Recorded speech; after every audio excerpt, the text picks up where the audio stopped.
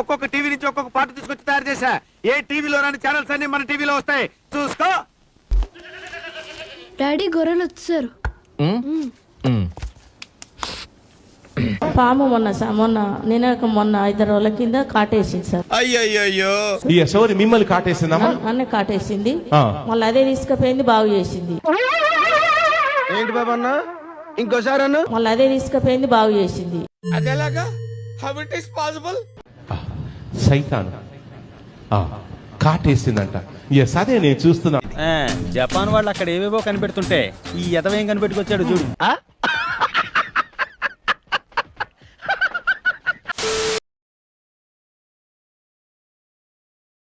ఇంకా current bill వచ్చిందండి. ఒకరోజు 300 కరెంట్ బిల్ వచ్చింది. కానీ ఆ 300 పే చేయడానికి మా దగ్గర నిజంగా లేదు. పెద్ద సమస్య వచ్చి పడిందే, ఇప్పుడు ఏం చేద్దాం? మా మమ్మీ ఏం చేశారంటే, అప్పుడే బాప్తిస్మం తీసుకున్నాము, కొత్తగా దేవుని తెలుసుకున్నాము, చాలా విశ్వాసంతో పట్టుదలతో ప్రార్థిస్తూ ఉండేవాళ్ళము. ఎందుకు అడుగుతుంటాడిక? నిజంగా ఆ దేవుడు మా మమ్మీ ప్రేయర్ ఆయిల్ తో దానికి ప్రేయర్ చేసేసి ఇలా ప్రేయర్ ఆయిల్ తో సింబల్ వేసిందండి, సిల్వర్ సింబల్. ఆ రోజు నుండి ఇప్పటికి 10 years అయింది మేము ఆ ఇంట్లోకి వచ్చి. ఎన్నడూ కూడా ₹1 కూడా ఎక్కువ రాలేదు. ఆ రోజు నుండి 50 రూపీసే. ఏం మాట్లాడుతున్నావురా, నరాలు కట్ అయిపోయింది. అందరూ కూడా చుట్టుపక్కల వాళ్ళు గొడవ చేస్తూ ఉంటారు ఆ డిపార్ట్మెంట్కి వెళ్ళి, కరెంట్ డిపార్ట్మెంట్ కి.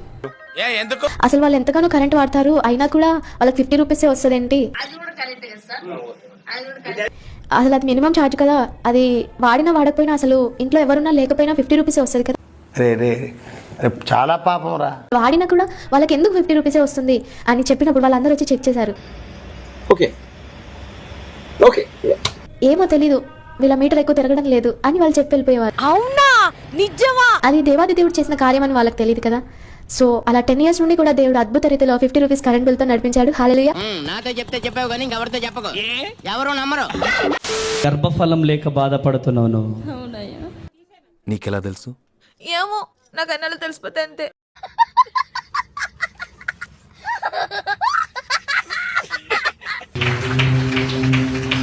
కొట్టాల గట్టిగా చెప్పడ్లో.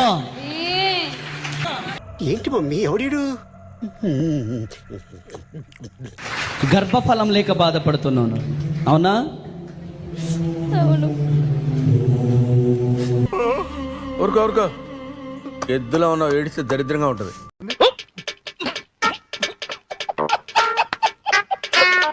ఏసే ఒక మాట చెప్పమన్నాడు, చక్కని కుమారుడు నీకు పుట్టబోతున్నాడట. అయ్య బాబోయ్, నిజమే? నమ్మ బుద్ధి కావట్లేదురా. పాలు పేట అక్కడ పెట్టుకుని ఇక పనంతా చేసుకుని పాలు చేసుకుంటే ఇరిగిపోయింది. ఎంత ఘోరం జరిగిపోయిందిరా. ముక్కలుగా అయిపోతే 12 అయింది అన్నమాట నాకు పని అయ్యేదాడికి. నేను అన్నాను, నువ్వు బలేగోడివి అనుకుంటా, నేను టీ లేకుండా ప్రార్థన చేస్తాను, నేను చేయను నీకు ప్రార్థన, నాకు అప్డేట్స్ అక్కడ పెట్టేశాను. సరిపోయింది, నా మీద పడతారేంటి? అమ్మ మళ్ళీ అది పొయ్యి మీద పెట్టమన్నారు. దేవుడు పొయ్యి మీద పెడితే చెప్పు, మా దేవుని పిలిస్తే నా కతుకులు ఇలా అలాగంటే నేను చూస్తున్నా కానీ జరిగిపోయి ఆ డేసాకి ఇలా అతుక్కుపోతున్నాయి, పాలు ఇలా కదులుతున్నాయి. నాకు కళ్ళు ఏమన్నా మసుకొచ్చిందా ఏంటని మా అమ్మాయిని పిలిచి అడిగితే బాగానే ఉండేగమ్మా అని చెప్పింది. నీకు దేవుడు చేస్తాడు అనుకుని నీకు అప్పుడు అట్ట టీ తాగి అట్ట ప్రార్థనలు ఉండేది. నిజంగా ఎంతో రుచిగా ఉంది. అయితే వెళ్ళి ఆయన కాళ్ళ మీద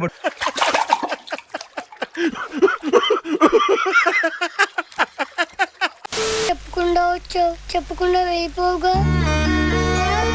నిజంగా వెళ్ళవు కదా. ప్రపంచ లోకం అంతటికి దేవుడు ఒకడే, ఆ దేవుడు ఏసే. అంటే అమెరికాలో జనాభా ఎక్కువ ఉన్నారు కాబట్టి అమెరికా. ఏం పాయింట్ పెట్టావన్నా, సూపర్. అంటే అక్కడ ఎక్కువ పాపులేషన్, క్రిస్టియన్ పాపులేషన్ ఉంది కాబట్టి అమెరికాలో పుట్టింది అని అనుకుంటుంటారు. సరే అది నిజమే కదా. ఆ మతం మనకెందుకు అంటారు. ఆ మతం మనకెందుకు అన్నప్పుడు అమెరికా వాళ్ళు తయారు చేసిన ఫోన్లు వాడకూడదు, లైట్లు వాడకూడదు, కెమెరాలు వాడకూడదు, ట్రైన్ ఎక్కకూడదు. లెక్క చూస్తే మీరు భారతదేశంలో ఉండొద్దు, అమెరికాలోకి వెళ్ళి. వేసేసాడు, బాగా వేసేసాడు.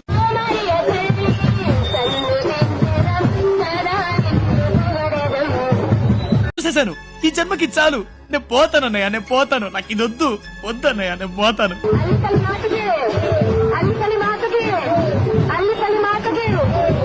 ఏంటి ఇప్పుడు అసలు నీకు ఎందుకు ఇవన్నీ, ఎందుకు అలా?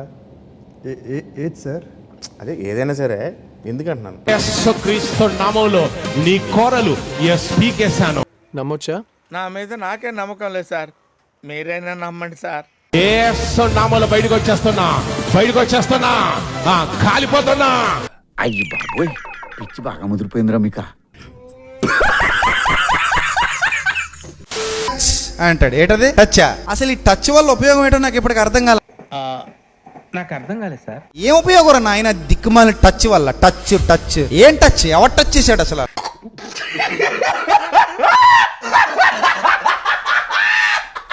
కొంతమందిని తోసి పడగొడతారు, కొంతమందిని నెట్టి పడగొడతారు, కొంతమందిని సూట్లతో కొడతారు. వాళ్ళు పడతారు, లేపడానికి ఒక ఇద్దరు ఉంటారు, నిమిషాల మీద మళ్ళీ లేపేస్తారు.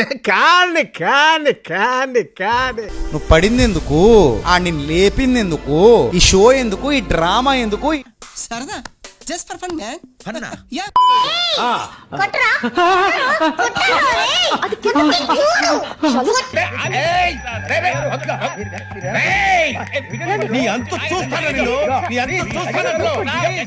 గుండు తోడిచేస్తాను చూపేంటి లాస్ట్ వార్నింగ్.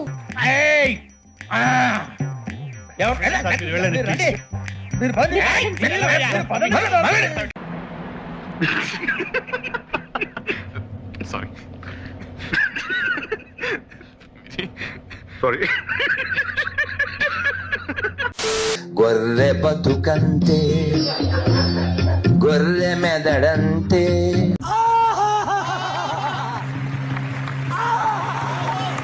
మెదడున్న వారెవరు? గొర్రె కారంతే. క్రిస్మస్ అంటే ఒక మంచి వ్యాపారం.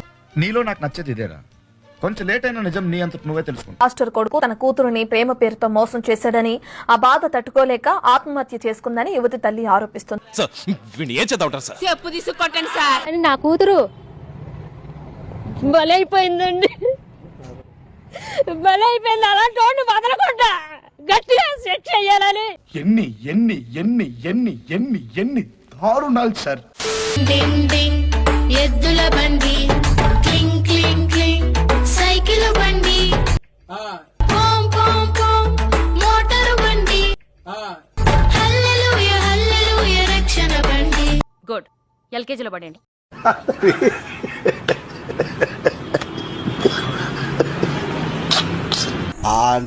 అలా అమ్మ పోయింది.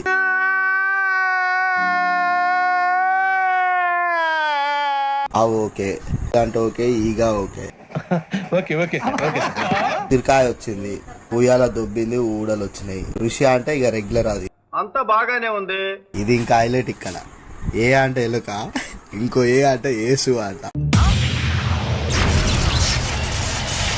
ఇది ఎక్కడ ముచ్చటో ఏమో నాకైతే ఇది అర్థం కావట్లే. నా కొడక నిన్ను కొట్టి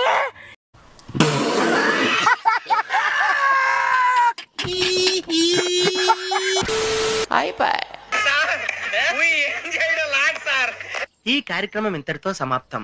రేపు ఇదే అలవాసులపై మళ్ళీ కలుసుకుందాం. అంతవరకు సెలవా మరి. నా ఛానల్ పేరు గుర్తుందిగా, ప్లీజ్ లైక్, షేర్, సబ్స్క్రైబ్.